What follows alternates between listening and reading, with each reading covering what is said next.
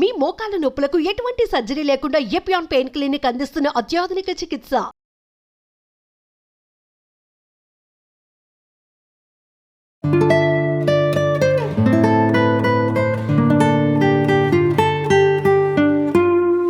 నమస్తే, welcome to Suman TV.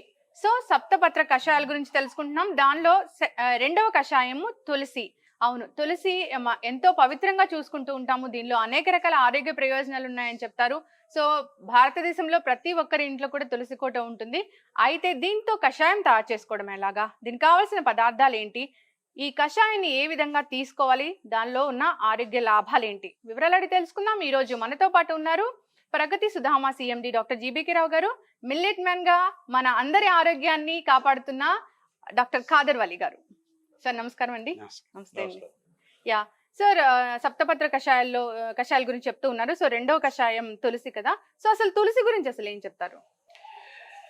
తులసి మొక్కలో ప్రతి భాగం, అది కాండం కావచ్చు, ఆకు కావచ్చు, పుష్ప విన్యాసం కావచ్చు, వేర్లు కావచ్చు, ఏ భాగం తీసుకున్నా మనకు ఏదో ఒక రకంగా ఆరోగ్యానికి అనుసంధానం అయ్యే ప్రతి ఇంట్లో ఉండవలసిన మొక్క ఇది.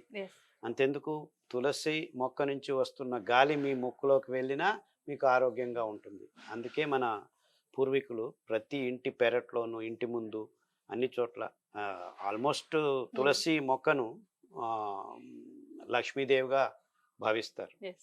అంత అద్భుతమైన మొక్క.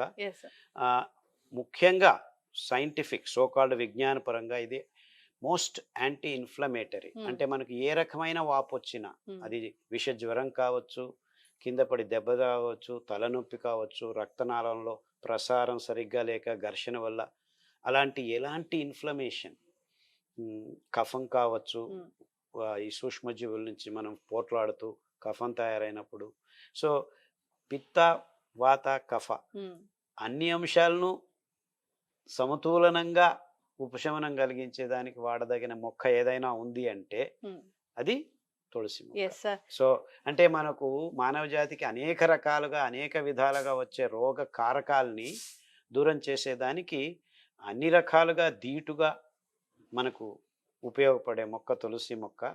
సో తులసి మొక్కను మనం దాదాపుగా ఒక 4-5 కాండాలని ఇలా తీసుకొని, మీరు కాడని తీసేయాల్సిన అవసరం లేదు, బాగా శుభ్రం చేసుకొని మరుగుతున్న నీళ్ళల్లో వేసి 3 నిమిషాలు.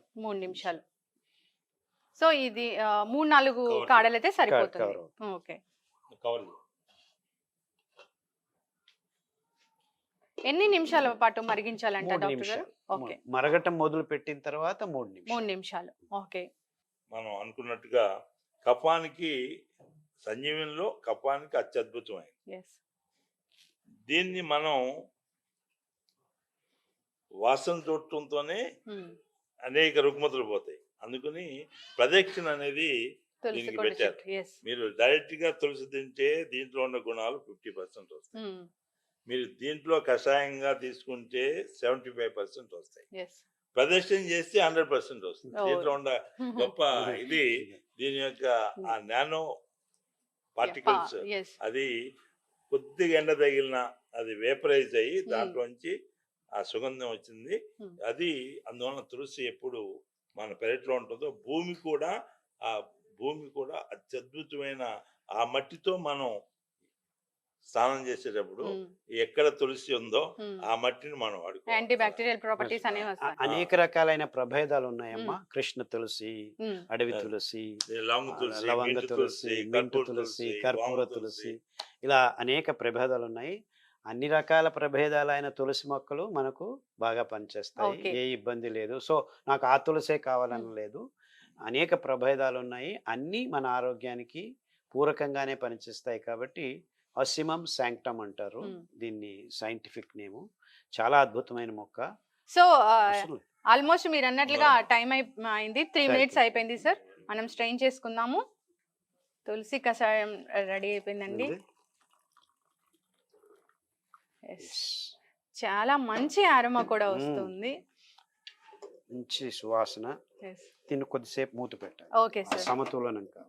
ఓకే, అంతా కషాయం మనం రెడీ చేసుకున్న తర్వాత 3 నిమిషాలు ఆగాలి. ఓకే, అది ఆవిరి అంతా సప్తపత్ర కషాయాల్లో మీరు తులసి కషాయం గురించి దాని ప్రిపరేషన్ చెప్పారు కదా, మనం ఈ కషాయాన్ని తీసుకుంటే మనకు కలిగే హెల్త్ బెనిఫిట్స్ ఏంటి? అదే ప్రతిరోధక శక్తిని నిర్మించేదానికి మన దేహంలో ఇది రెండవ కషాయం. ఓకే, అంటే ఆ క్రమంలో మనం తీసుకుంటూ వస్తే దీనికి కావాల్సిన ఆ వైవిధ్యమైన ప్రతిరోధక కణాలని తయారు చేసుకునే దానికి ఉపయోగపడుతుంది.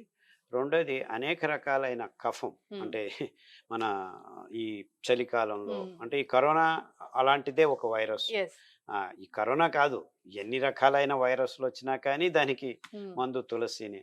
అంతేకాకుండా జ్వరం, పిల్లలకి జ్వరం కానీ, కొంతమందికి చెవిలో పోటు, ఇలాంటి అనేక రకాలైన సీజనల్ ఇబ్బందులు ఉన్నాయి. వాటన్నిటికీ అతి అద్భుతమైన మందు మన తులసి కషాయం. సో వారంలో 2 రోజులు తులసి కషాయం తాగండి. గరిక కషాయం తాగారు, నెక్స్ట్ క్రమంలో తిప్పతీగ కషాయం వస్తుంది. Thank you so much doctor గారు, చాలా చక్కగా చెప్పారండి. తులసిని తీసుకుంటే మనకి ఎన్ని రకాల విష జ్వరాలు పోతాయి, ఇలాంటి సీజనల్ ఆరోగ్య ప్రయోజనాలు కలుగుతాయని. ఇది 3 minutes అయిపోయింది. సో దీన్ని తులసికి బెల్లం వేసుకోవాల్సిన అవసరం లేదు, అలాగే తాగొచ్చు. చాలా చక్కగా చెప్పారండి. అంటే మనం న్యాచురల్ గా అయితే బెల్లం కూడా కొంతమంది ఏదైనా టేస్ట్ కోసం అయితే యాడ్ చేసుకోవచ్చు, చేసుకోకూడదని కాదు. నేనైతే మోస్ట్ అన్నీను అలాగే తాగటం చాలా బాగుంటుంది. తాటి బెల్లం కానీ ఈత బెల్లం వేసుకోవటంలో ఏ ఇబ్బంది లేదు. కొద్దిగా తీపికి అలవాటు పడిన వాళ్ళు వేసుకోవచ్చు. Mouth freshener. Mouth freshener, exactly doctor గారు చాలా చక్కగా చెప్పారండి ఆ తులసి కషాయం గురించి. అసలు తులసికున్న ప్రాముఖ్యత కూడా చాలా చక్కగా వివరించారండి. ధన్యవాదాలు. సో చూసారు కదండి, తులసి కషాయం అనేది ఎలా తయారు చేసుకోవాలో. సప్తపత్ర కషాయాల్లో ఇది రెండవది. సో దీన్ని తయారు చేసుకోవడం కూడా చాలా ఈజీనే. సో డాక్టర్ గారు చెప్పిన విధంగా తయారు చేసుకోండి, ప్రతిరోజు తీసుకొని అలవాటు చేసుకోండి, ఆరోగ్య లాభాలు పొందండి, ఇమ్యూనిటీ కూడా బూస్ట్ అవుతుంది. సో అనారోగ్య సమస్యలు వచ్చే ఛాన్సే లేదు. ఇది ఇవాళ టాపిక్. మరో టాపిక్ తో మళ్ళీ కలుద్దాం.